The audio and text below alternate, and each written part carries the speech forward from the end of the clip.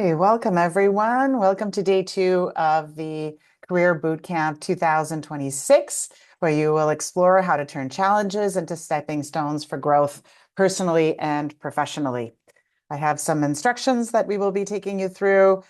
Please note that the session will be offered in English and in French simultaneously, and to view the French session, you can return to the Zoom lobby and join the French session. Afin de visionner la session en français, veuillez retourner au lobby et cliquer sur le lien pour la session française. I'd like to take a moment to acknowledge that today I'm joining you from the land on which the traditional lands of the Atikameksheng, Anishinaabeg, and Wahnapitae First Nation, which are signatories to the Robinson-Huron Treaty of 1850. I'm in Sudbury. I'm in the beautiful office of FedNor, which is one of the federal regional economic development agencies, the one in beautiful Northern Ontario, and it's beautiful, sunny, very snowy here today in Sudbury. Career Bootcamp is the largest conference in the Government of Canada, and it's the only goal we have is to support you in your career journey. And as we move to today's session, you can share your questions by using the Q&A button in the language of your choice. And you can vote for questions you like by clicking on the thumbs up button. And I will be picking questions that are the most upvoted during the Q&A. We'd like to reserve about 30 minutes for the Q&A session so that we have time to be able to really engage with our panelists. The sessions are recorded, so you can go back and check out the recordings and the insights at a later date. And in addition to the recordings, we have a YouTube channel. We also offer other ways to learn throughout the year, including a podcast series of the Career Bootcamp sessions. After the Career Bootcamp, the podcasts will be made available on Spotify and Apple Podcasts. On veut aussi noter que les présentations vont être offertes sur la page Wiki, donc vous pouvez sentir libre aussi de vous en référer. So the PowerPoint presentations will also be available on our Wiki page, and you can feel free to follow along at your own rate in terms of your learning experiences. So I will start by introducing myself. So my name is Valerie Gideon. I am I have a couple of hats. So I am the Deputy Minister of Crown Indigenous Relations and Northern Affairs. I also am the President of this lovely Regional Economic Development Agency of Northern Ontario, FedNor, since 2022. I am also a member of the Gueska-Péguiag First Nation, which is a Mi'kmaq community in the beautiful region of Gaspé, Quebec as well. And I'm a proud mother. I know it says 2 young girls, but they're 10 and 13 now. And my 13-year-old in particular would not necessarily like me to refer to her as young. So I think I have to update my bio. I spent the first part of my career in First Nations advocacy, and I have been in the public service now since 2007, working in operations and then moving to the area of policy in Indigenous health, and then eventually in the Associate Deputy role of Indigenous Services Canada, and now as in the roles that I've currently mentioned. Avant de commencer aujourd'hui, on va regarder les sujets d'apprentissage. On va faire un petit sondage.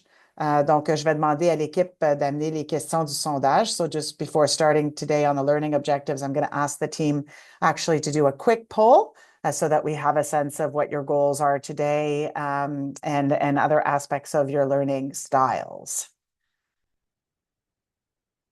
So I'm asking you to just take a look at the poll and click on your answers, please.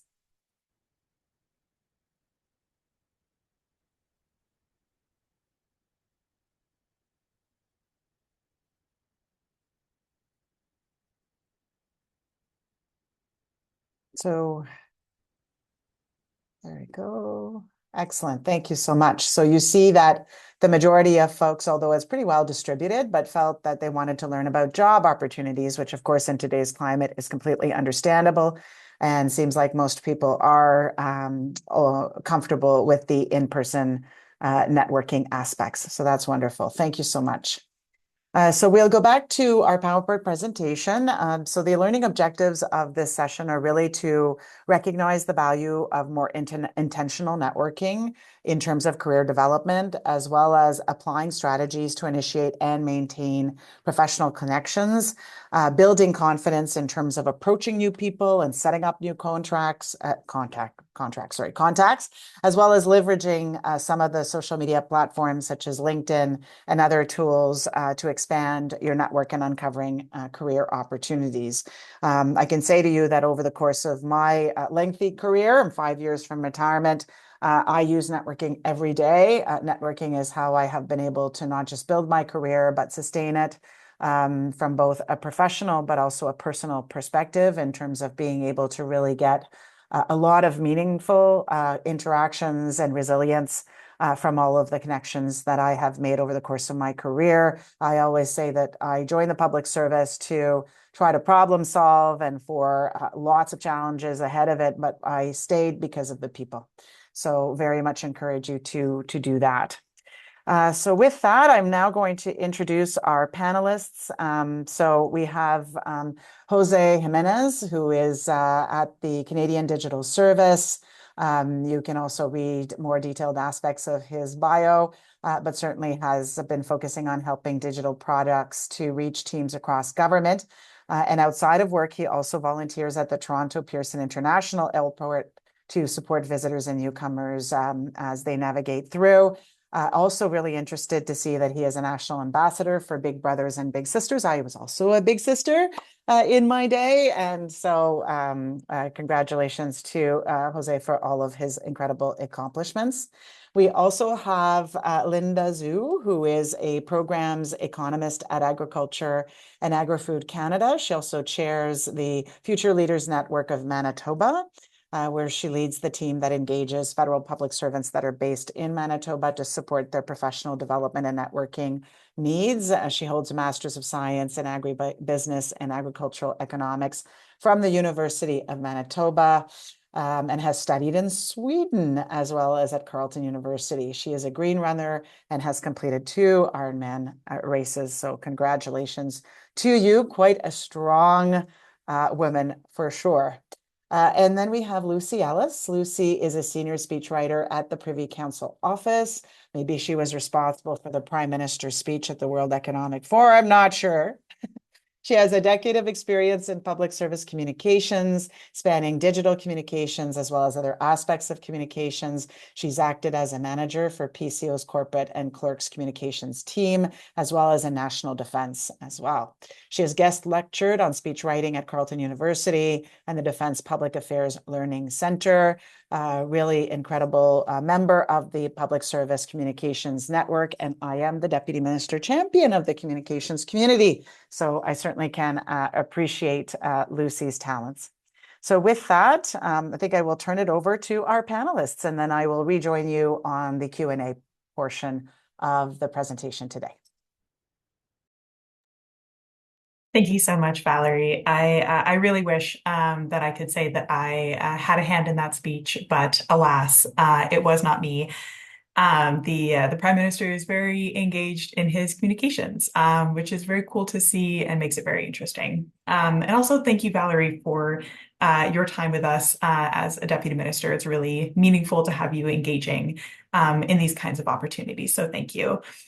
I also just want to acknowledge for everyone, like this is a really hard week across the public service. So thank you to all of you for being here with us, for taking this time to invest in yourself, invest in your professional development. And I hope you're able to take a little bit of time as well for your sort of personal needs as we're going through a tough time together. So yeah, thinking of everyone, it's a tough week. But like Valerie said, I love that line about, staying for the people, because I really agree with that. Like I've been in the public service for about 12 years. I have 28 to go, theoretically. And I want those years to be filled with meaningful connections and meaningful relationships with people that are going to make my time engaging and fulfilling and interesting. And when you meet someone and then 2 years later, you're like, oh, I'm writing a speech about agriculture. I know somebody, now I know Linda who works in agriculture, and maybe I can reach out to her and say, like, do you understand this? Because I'm having a problem here. It's this idea of networking, not just as a sort of a transaction, not just so that you can try and, get the next promotion or move to the next role, but as enriching your experience and really building like meaningful two-way relationships with people. So gaining new perspectives, getting new ideas about career paths that maybe you didn't even know existed, finding different ways that we can work, different ways to think about our work, and building those connections so that over time, when you run into something challenging or you have something really exciting that you're passionate about, you have people who you can turn to who can help you advance in whatever it is that you're trying to do. So I really do believe that a career is built on the people that you meet and the relationships that you make. So how do we get there? How do we build our network? Uh, One of the ways is through online networking. And I noticed in the poll, there's about half of you or so that are feeling pretty sort of hesitant about the online networking. So you have a lot of different options. Linda's going to go over a couple more of the online resources, but I want to sort of focus on LinkedIn. There is immense opportunity there because you're connected to people across the entire world. But I think sometimes it can feel intimidating because it's so big, because there are so many potential connections that you can make, so many potential opportunities. So we really want to be intentional. You want to think about what is your niche? Where is your area? Where are your interests, your passions? What kind of perspective can you bring? And how can you be intentional about the way that you are using these platforms to sort of further your knowledge, connections, and community? So think about how much time you're willing to invest into online platforms, what kinds of platforms are going to have the people that you want, and how you can be really intentional about the ways that you use those. So if we go to the next slide, looking at LinkedIn in particular, we want to think about quality over quantity. We have all seen the memes of those like over the top LinkedIn posts that use so much jargon that sound like a little chat GPT robot threw up on a screen, and they say nothing, they mean nothing. And it's just sort of this like LinkedIn slop filling up space. So we don't want to do that. We want to be authentic to ourselves. It's still, we have our professional persona and interests, but we can still be authentic to that persona. We can tell our stories and we can engage in meaningful relationship building with other people. So, not just sort of pushing communications out, not just sort of sharing our accomplishments or sort of bragging or putting out think pieces, but also celebrating other people, lifting other people up, and finding those opportunities for more genuine, meaningful connections, because that's what's going to serve you in the long run. It's not just sort of like a shotgun approach of spraying it around.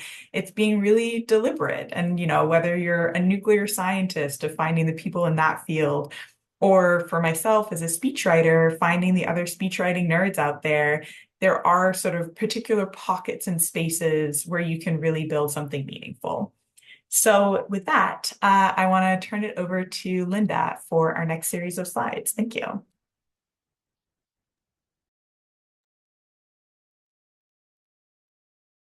Yeah, thanks, Lucy. Yeah, I agree. LinkedIn is very popular among professionals, especially for building visibility and stay connected. And I agree, absolutely agree that quality is over quantity. But that being said, LinkedIn isn't the only space where meaningful networking and learning can happen. There's also other important learn online communities that can be just as valuable. For example, one example is a political. One thing I value really about a political is its global perspective it offers. You're learning not just from public servants from Canada, but also from governments and public institutions across the globe. So people on that platform, you can often see that people share how they approach similar challenges in a very different context, whether it's kind of service delivery, digital transformation, or emerging technologies like AI. So that exposure really broadened how we think about policy and public service. I think that's really important. Um, Another informal but surprisingly very effective resource is GC Facebook group. These groups can be great places to ask practical questions, seek advice, and learn from others who probably have already been navigating the similar situations, whether it's job competition, language learning, acting roles, career transition, or being a new parent. So, for example, I recently joined the language preparation group last year, and I just found there were so many useful resources. And then I was also able to connect with a tutor to supplement my training, and I was able to pass my oral exam this month, so which is really helpful. I also want to mention here is social media. So personally, I'm not on TikTok, but I do find YouTube can be really helpful. For example, currently I'm on training with Power BI and Microsoft Fabric with YouTube. And also when I was preparing for my SLE test, I was watching a lot of French videos on topics like leadership and communication, and it helped me strengthen my listening skills, but also expose me to different professional vocabularies in a more engaging way. So I hope you can all take advantage of these great resources. Next slide, please. Um, Another big component of networking is in-person networking. To be honest, after pandemic, I personally had to relearn how to interact with people, and I know I'm not alone in that. In-person networking can look very different depending on the person and the context. So I want to share just a few practical tips that have worked well for me and others. So before you jump into a networking situation, I always suggest to start with a simple question. Do I actually want to network in person? If so, what format and what are the situations? And networking doesn't have to look the same for everyone. For example, some people prefer a large mixer, and some people prefer smaller, more intentional settings.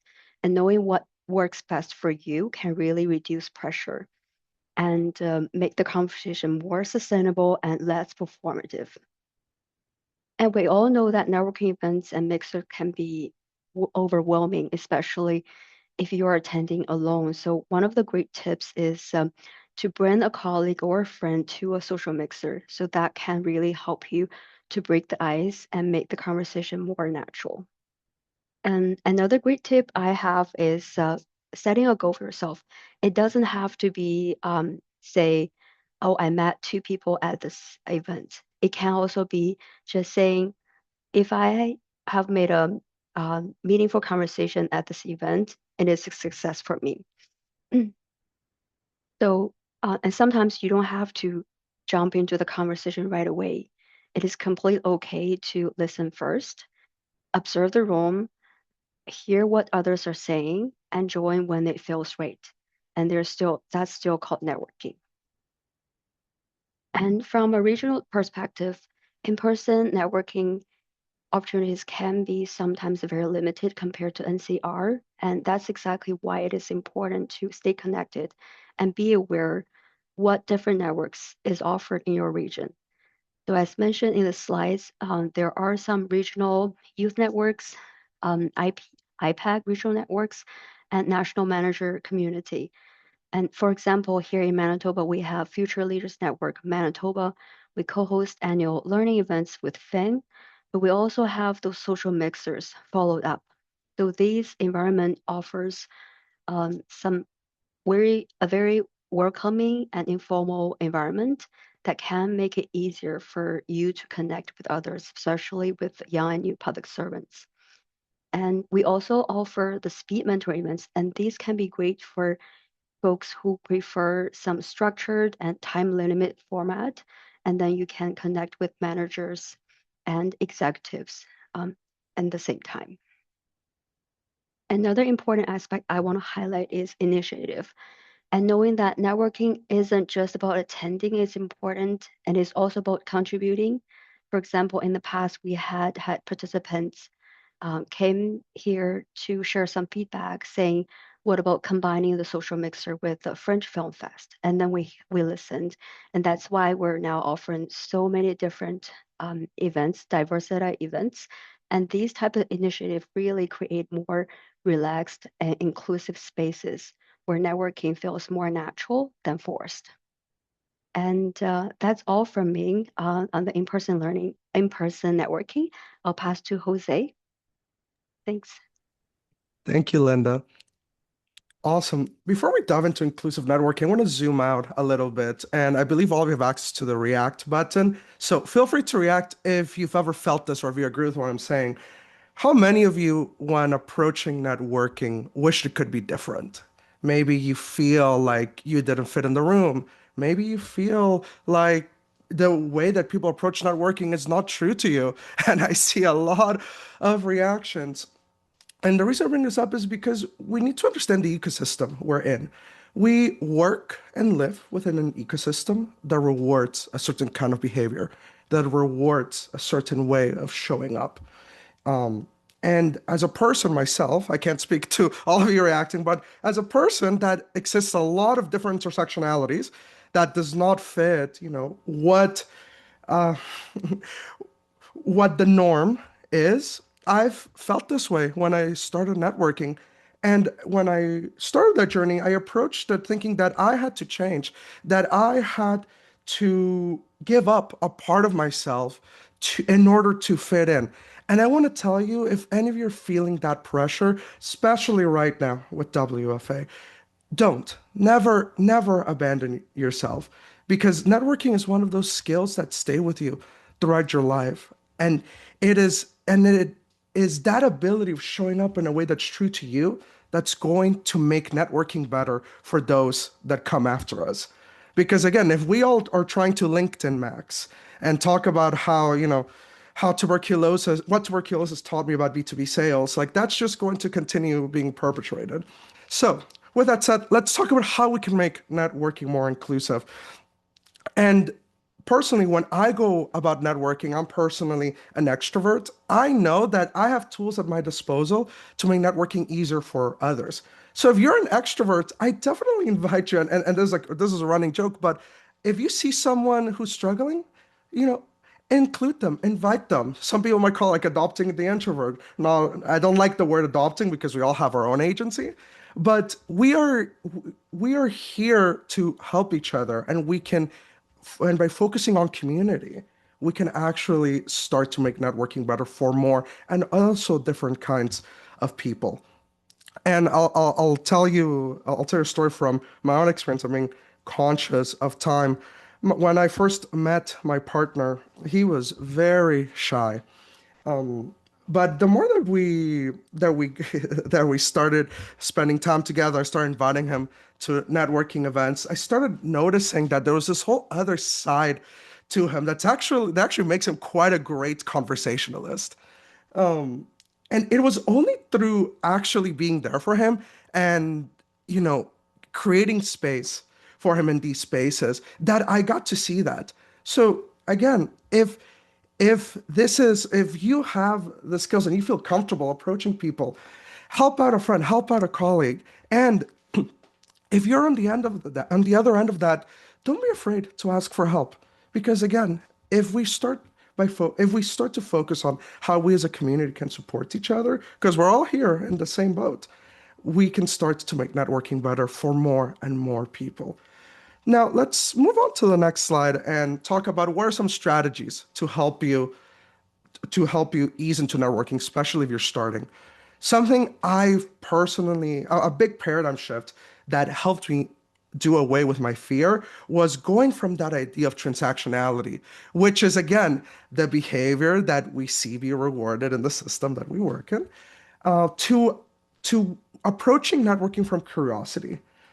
And what that helped me do was actually have confidence in myself and what I had to bring to the table, because it didn't because it changed networking from, oh, I need to present myself and make a good impression, to I just need to be curious and ask the right questions.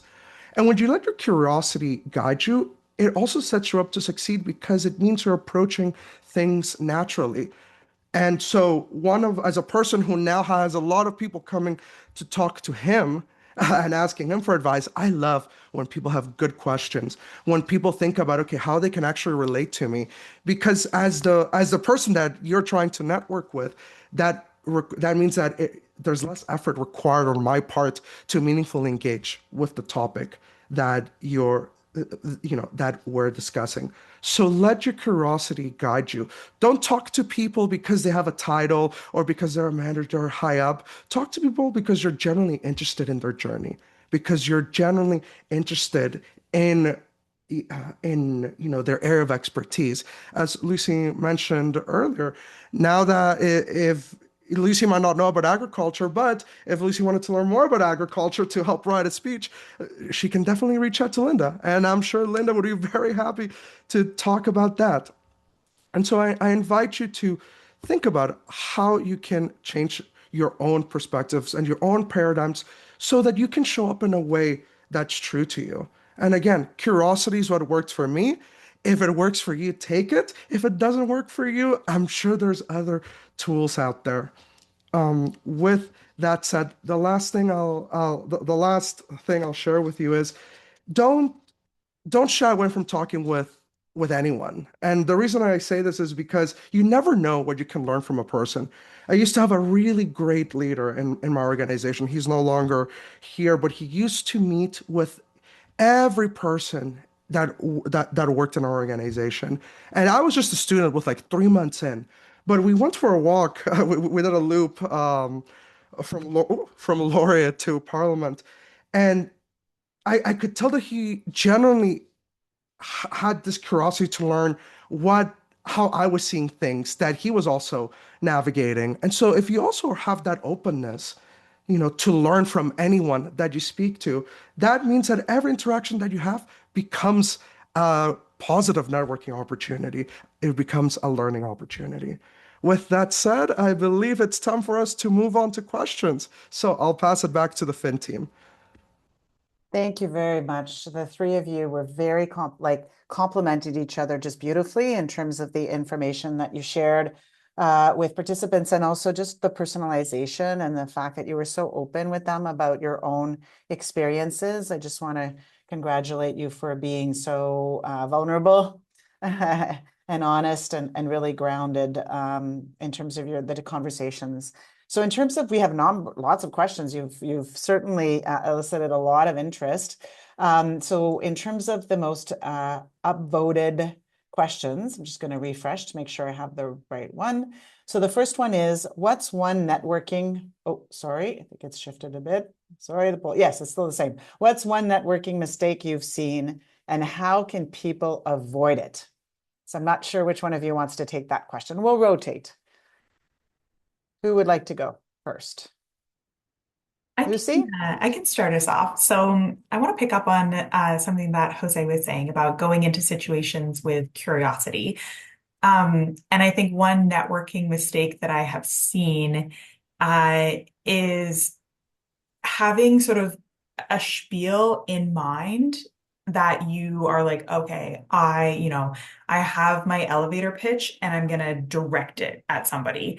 And sort of talking at someone instead of talking with someone, and sort of being a little bit too, trying to get out all of your information as fast as you can. I think when you go into those conversations with a little bit more curiosity, asking more of those questions, picking up on the conversation threads, and asking questions that have a little bit of like depth, substance, and specificity to them that can lead to more interesting conversations. So it's not just like, oh, Jose, do you work in digital? It's, Jose, what do you love about working in digital? Like, what's something that's really exciting to you about the digital space?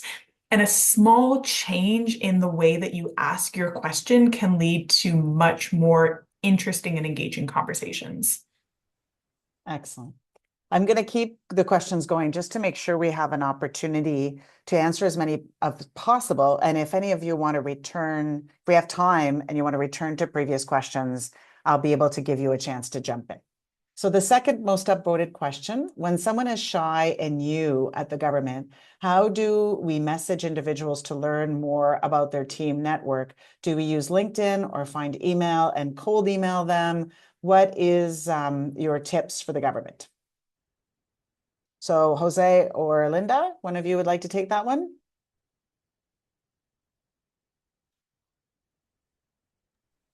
Sure, I Go can ahead, take that Linda. one. Yeah, I just want to say hi to all the introverts and new and young public servants in the audience. Myself being introvert, but I also believe that someone can be introvert, but sometimes you can also be extrovert. To answer your question, I think it really depends on the context and then different situations. You know yourself best, and then by observing the situation, and you just trust yourself and find a way to reach out. Sometimes I find LinkedIn is better because you can just be more informal, and sometimes email can be a great way. Just kind of sending a larger email and illustrating what you did before, or you can just simply send a short message saying, I want to initiate a coffee chat and things like that, and just go from there. Excellent. Thank you so much. Just going to refresh, make sure I have the most upvoted. So the next question would be, how do you keep your network warm over time without feeling transactional? So Jose, over to you. Happy to take this, and this is so serendipitous. Just yesterday, I was invited to a networking event here in Toronto from someone I met at a conference 3 years ago. In fact, he works for Apolitical now. So to answer the question, you don't have to try too hard. If you focus more on making a meaningful connection, and in that moment, in that window of opportunity, if you want to frame it that way, but I know that can also put pressure. So don't put too much pressure on yourself. But if you make a good impression, if you make a genuine connection, it's one of those things that can be picked up at the moment where it makes most sense. And so when I went, this person reached out saying there's this networking event. I haven't spoken with them in 3 years, but we had such a great connection in the conference. It felt like time hadn't passed. And so, I think there's the old adage, with old friends, it feels like time never passes, even though you may not have seen them in a while. If you focus on like actually creating a positive, strong connection, you don't have to worry too much about maintaining a network with all of these people because when you reach out, they'll think back to that moment. That's so true. Totally agree with you. Is it considered, the next question, is it considered, oh, sorry, it's moved up a bit. So this voting thing is interesting. Is it considered inappropriate or not correct to connect with managers or team leaders as a means of networking if you are interested in a particular department? I've heard some people have gotten jobs this way. So maybe Lucy, we'll go back to you. Yeah, so I have two examples, one where I got a job out of that and one where I didn't. So when I was moving from the Department of National Defense, there was someone who had been within the communications branch. We knew each other, hadn't worked too closely, but I really appreciated that she was really data driven. She was really into evaluation, and she had moved actually to agriculture. And so I had reached out to her, said that I was, feeling ready for my next challenge after defense. She ended up connecting me with one of the managers at agriculture, and I ended up moving over there. So that was more, the purpose that I had was I was ready for my next move, and I was sort of reaching out to various people in my network to see what was available. But more recently, I was at a learning event and there was a speaker from the Canadian Nuclear Safety Commission. And nuclear has just been one of those things that is so nerdy and interesting and compelling to me. And I have this idea of public service bingo, where over the course of my career, I have worked in a really big department. Now I'm in a central agency. I would love to work in a micro organization, I've done the defense portfolio, I've done science and economy. I would love to be in a regulatory environment. So I was like, oh, I would just love to learn from this person. What's it like working in nuclear? What's it like working in a regulatory environment? What's it like working in an organization with a really single-minded like mandate, like a really tight mandate? So I found her email on Geds. I sent her an email. We went for a coffee chat, and it was just like a very lovely, we chatted for an hour, got along really well. But the purpose was just, I was curious about her work. So again, you can sort of go at it from either way. And both of those are, okay things to do. Like it's not inappropriate to reach out to somebody because either you want to learn more or you're sort of trying to find your next move. Again, it's just about being like intentional, respectful, and authentic when you're doing so. Excellent. Thank you so much. Talking about bingo, I played Porchetta Bingo for the first time last night.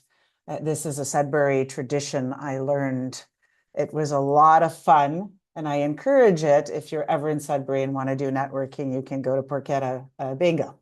The next question for Linda is, how would you network your way into a more prestigious department like Global Affairs Canada and the Privy Council? I'd say prestige is in the eye of the beholder. And I think Lucy's answer is very much on point. So just wanted to mention that. Linda, over to you. Yeah, sure. Yeah, that's a good question. I think, yeah, it really depends on how you see it. I think it's also kind of depends on us how we kind of change the mentality, like, or like rather than from the networking for mentality for what I can get from this conversation. And I agree with Lucy that you really have to be present and be yourself and be curious. Not just kind of saying what I can get from this conversation and then scanning the opportunities. I feel it's more kind of what I can contribute and then see it's a kind of a two-way communication. Like for me, I think changing the mentality and knowing yourself is more important than just focusing on networking into this prestigious department. Thank you so much, Linda.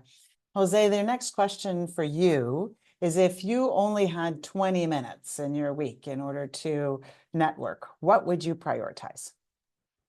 Awesome. Before I dive into that question, I just want to add to Linda's point. Sure, of course. As you said, Valeria, beauty is in the eye of the beholder, and really think critically about whether you want to be somewhere for their mandate and the way of they work and the culture versus, I just want to have this name on my resume.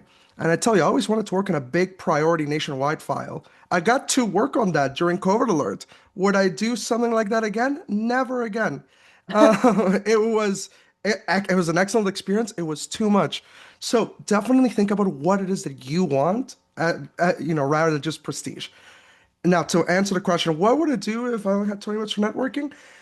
I'd say again, going back to the point on building genuine connections. And the reason I say that is I know a lot of people are stressed out as of recent, especially with the workforce adjustment. So a lot of people might be in, I need to network in order to see what opportunities are out there. And something that I've learned from my own journey is that the jobs that I've been able to secure through networking have come from building a genuine relationship with someone who sees me as their coworker by, as we develop our relationship by the end of the interaction. And the only way you can actually get to that point is by showing up with curiosity, because if you're both interested in the same topics or are motivated by the same mandate, values, etc., there's a lot of meaningful common ground to be developed there. And this is why, again, I emphasize focus on building genuine connections rather than just going for a title, just going for the name of a department. And I would do this if I had 20 minutes, one coffee chat a week. You can either plan them and be proactive about them, or they can be serendipitous. Yesterday, my networking event, I did not expect to, learn as much as I did about the paths available to during this like WFA time. And I hadn't even gone into that networking event with that perspective.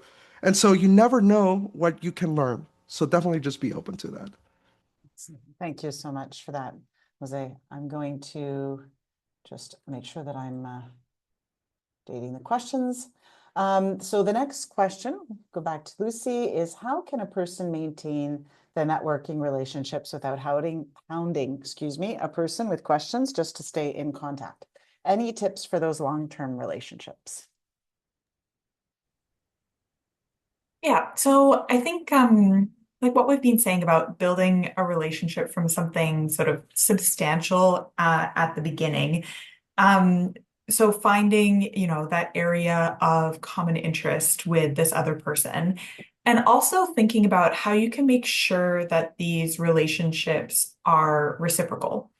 So the sort of former coworker who helped me to move over to agriculture, a couple of years later, she reached out to me. She was now working at ESDC, and she was looking to do plain language training and writing training for her unit. So she asked me if I would put together a presentation and deliver some training to her team members. And I said, of course. So, you know, it's about also being able, you know, thinking about like, what are the things that you have that you can bring to the table that can be helpful to other people?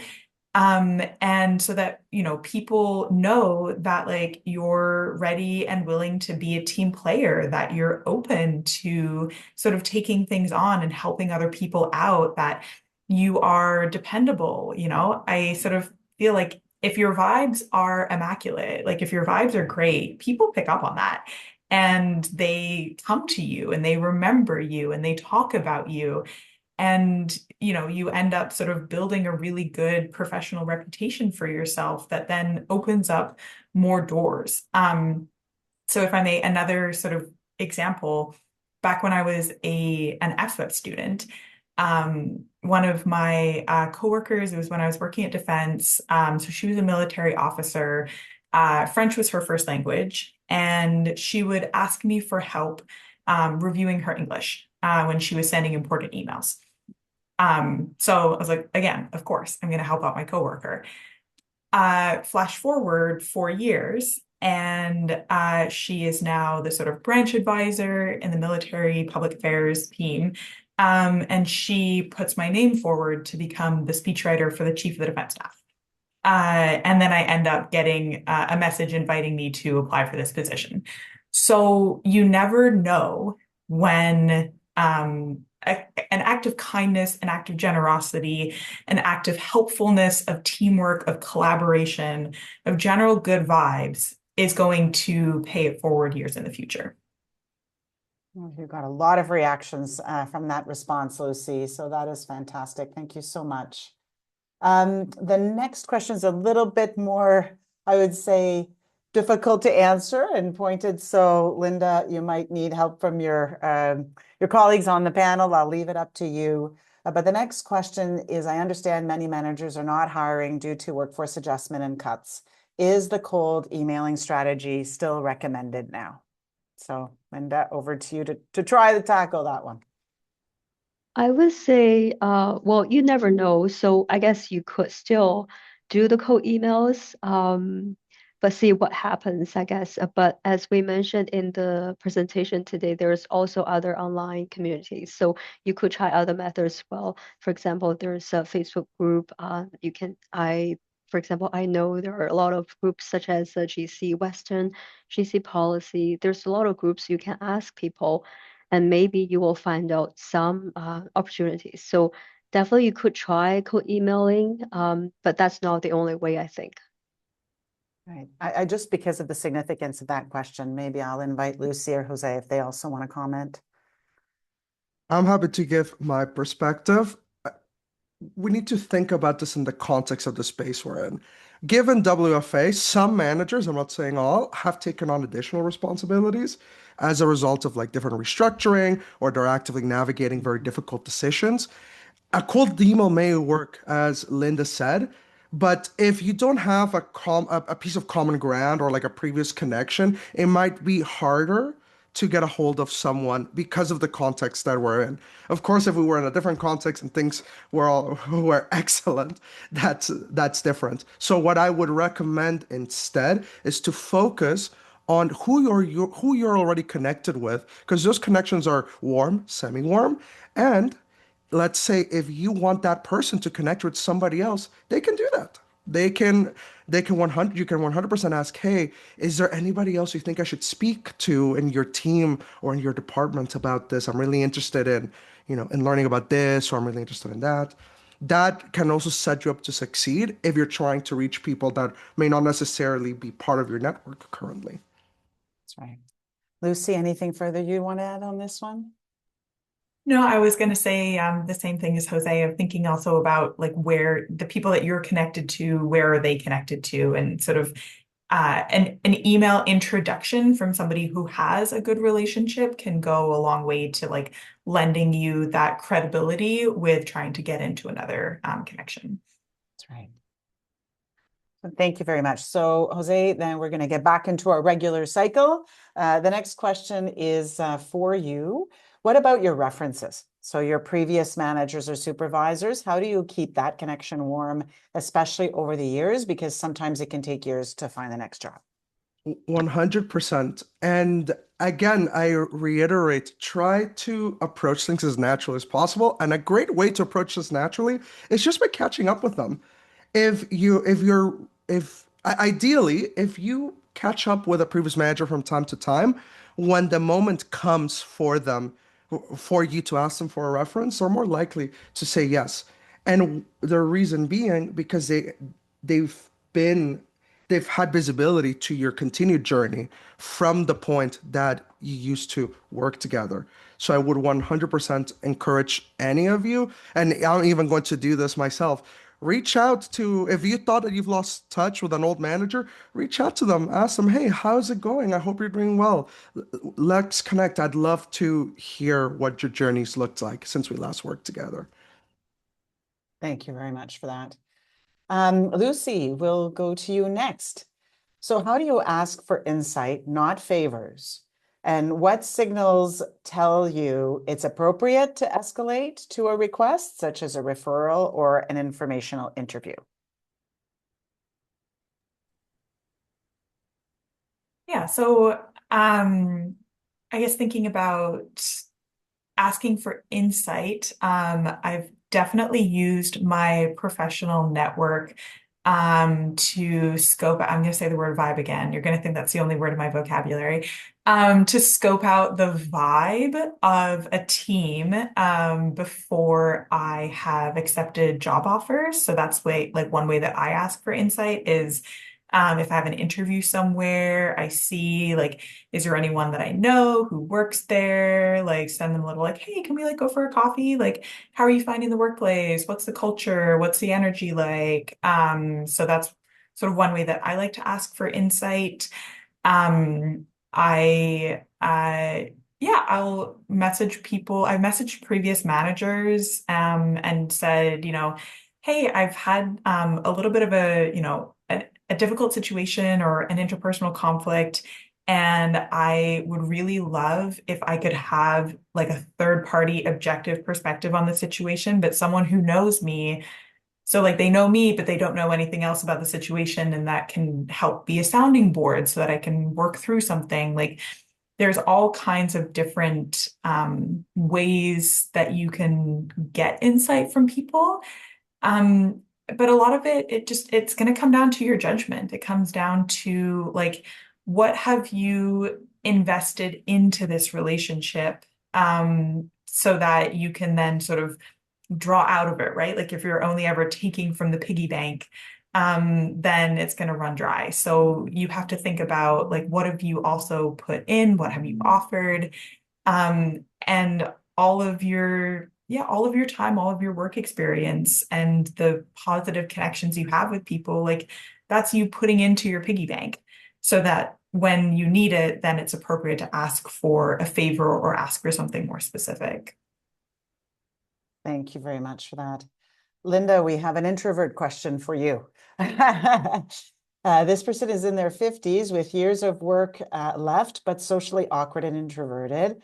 Outside of the weather or a recent holiday, i.e., how was your Christmas? My awkwardness sets in and is very visible. How do you teach this old dog new tricks? But I would say it doesn't matter the age of the person.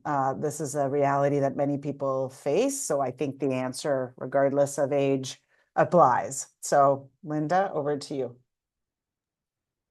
Yeah, I think the important thing is to know yourself, and obviously this person knows that he's a bit shy. And I would suggest, like one of the mistakes I've seen, and also I've made a mistake in the past, is I try to go to every networking, and knowing that you don't have to go to every networking, and then you can just choose the one that is feels more natural and better vibe for you, and then maybe bring a friend or colleague with you to break the ice and make it more natural and less pressured. I think that will also help. But I think also changing the mentality that um, knowing that you do have something to contribute, people would like to learn something from you is important. And I think going back to Jose's point that if you're introvert, it's important to kind of recognize some of the extrovert in the conversation group, and then people like to help each other. So why not Mhm. just identify, oh, there's a Jose there, and then maybe I'll talk to him, and then maybe he will introduce me to other more people, and then I think that will make it more natural for the person. Thank you so much. So Jose, I'm going to combine two questions into one for you, and that will be the end of our Q&A session. It's been extraordinary. You've answered like 28 questions. 28 questions have been answered. So the two questions, they relate to social media. So one of them is that like we're asked to be discreet about sharing our job position and further description on social media, and that can that hurt us in terms of networking? And a complementary question is, why are we using social media platforms? Is there not a mechanism within government to network or seek job advancement opportunities? Awesome. Thanks, Valerie. The first question hits home for me because I have many strong thoughts about the classification system. The I'll start with, I'm not sure who's giving you this advice, but from my own experience, sometimes people look at a classification and they'll pigeonhole you into a certain set of Mhm. skills or a certain or a certain series of experiences. Now, I'm a person that can do a lot of different things and likes to engage in a lot of different things. Ergo, I have a lot of thoughts about the classification system. But if you are a person that is multifaceted and you have a variety of different skills that don't fall neatly within the classifications, in that situation, I would suggest, stay away from that because you don't want to give someone the perspective that you can only do one thing. Now, on the other hand, if you're like, I want to be an EC and the job description for EC is my life purpose, um, then by all means include it.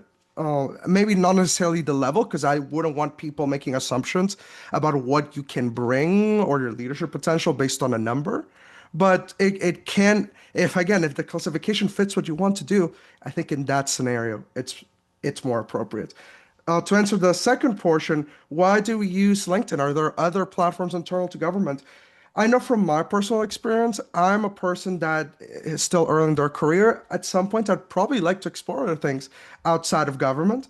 I personally feel more drawn to LinkedIn because I get visibility to other perspectives beyond what's outside of government. Now, inside of government, there are a lot of different resources. I don't think there's necessarily a platform that's built just for government people, although I think that was the intention with GC Connects, not GC Exchange.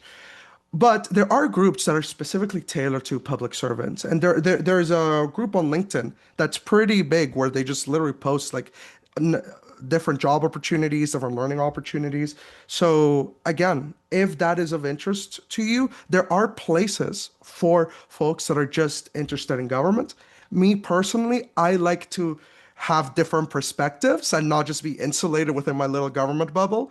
And so I prefer things like LinkedIn because it gives me that exposure. Well, thank you so much. The three of you have been extraordinary. You've been very focused in your responses, very precise, short, sweet, and it really enabled us to get through a large majority of the questions that were asked. So thank you so much for that.